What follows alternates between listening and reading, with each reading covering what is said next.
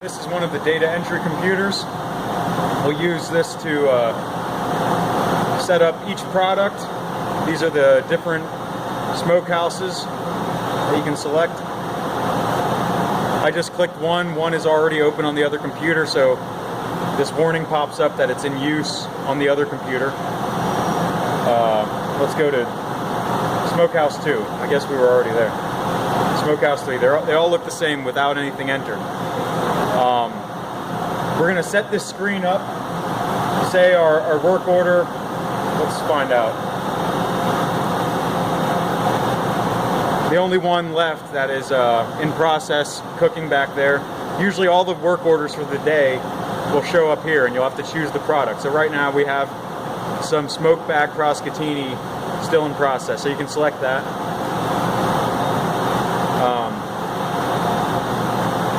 Now these are the different types of data that you have to enter. You'll select the tree. In this case, they're most likely on a Berkshire tree, which you'll learn about. That shows the work order. Pieces, you only enter that for certain products. Some hams for roast beef, you'll take a piece count and you'll type that in there. Now the tree will have a certain tear depending on how many sticks are on it or whatever. You'll enter the tear there. Say the one we're using is 500 with all the sticks. You'll enter that. Now I'm going to turn the camera.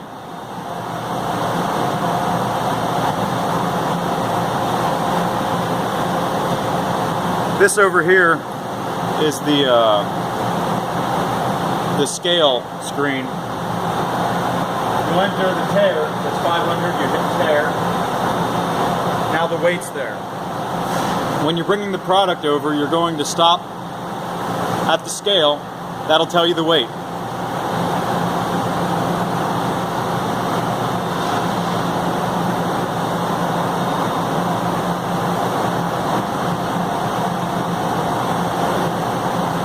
Now since every product gets weighed in before you you load it into the oven, you'll take that weight that you found and you'll punch it in. That's how you delete.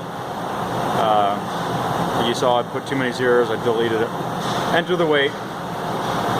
And now after you remove it, you also weigh it and you get the weight. It shrinks while it's cooking, so when you weigh it out, you will select weight out and you'll get the same weight. Say it's 850. So this is how you record the weight. The brine chiller button, you'll use that if you've entered into the brine chiller. You'll select the ID, you'll select which brine chiller you've entered it into. Say you use 2, which side you put it on, what the temperature was,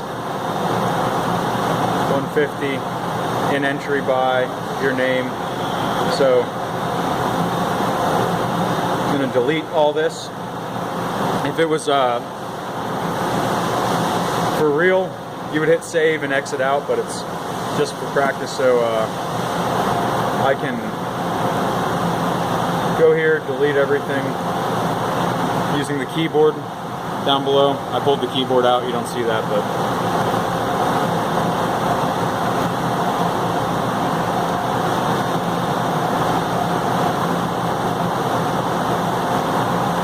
anyways, I'm just going to delete everything. It hasn't changed. I didn't actually enter it. Otherwise, it would appear here on this main screen. Now, when you start the oven, you're going to use start time. That records immediately. Started by. That's my initials.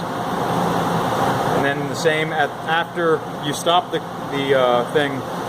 oven, you're going to use stop time, stop by David Chappelle, use DS, then this pops up. This will also be just entering the finished temperatures, measurement time, left front, say it's 158,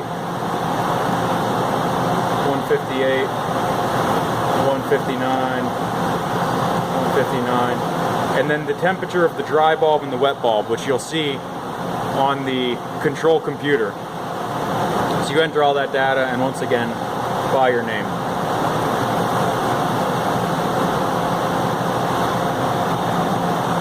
So that's how you start and stop the computers. I mean the products. You enter that information into the computer. When you're doing roast beef, you'll have to enter temperature updates each hour. You don't use the stop time, that actually stops it. But if you use this, you take a measurement time, say you do the same thing, say you save it. It would pop up there, except we don't have everything entered, so.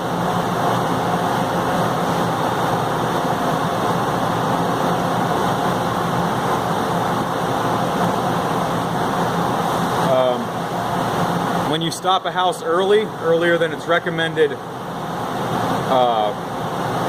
full cook time on the recipe, it'll say there's a deviation. This is the deviation comments button. You use that often, it reaches temperature early or takes longer. You'll select one of them, save it, and X out. So those are the main ways we enter data. You set up the type of tree and part using update tree info. You enter the start time, you enter the stop time, enter the weights. Now that's the basic functions. These are the IDs right now. Somebody has cleared the old information using this refresh button where you just select a blank screen. But if I look up an old ID, this is the stuff we cooked earlier today.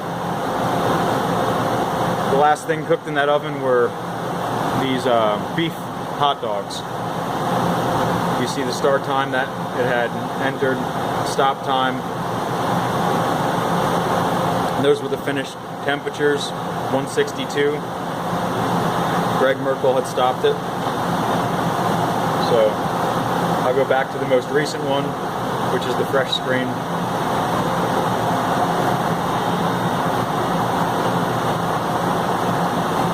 Some other buttons here on the data entry computer that we use frequently would be the View All button.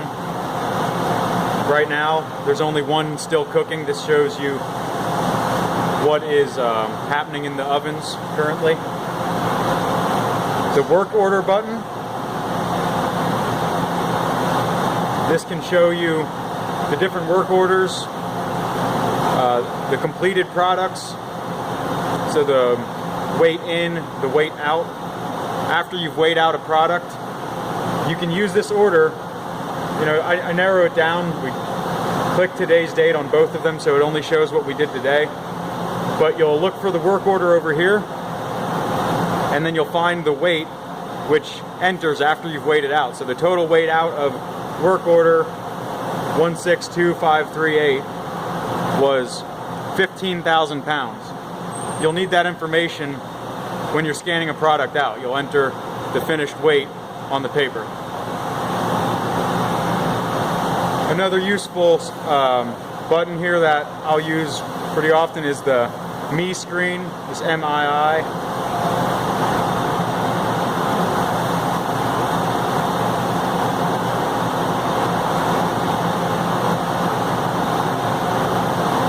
Unfortunately, these computers sometimes take like half an hour to load.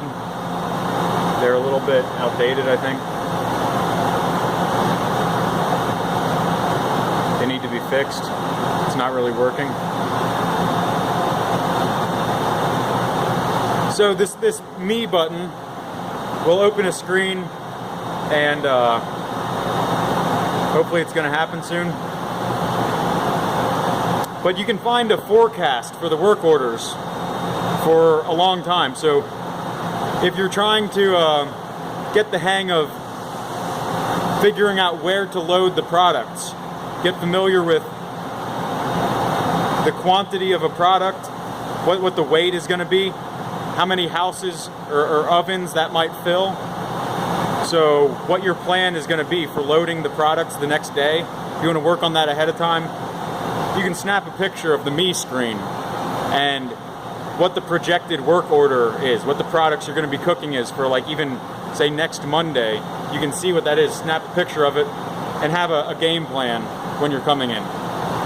I'm kind of gonna abort this mission right now because it's not loading, but you get the idea.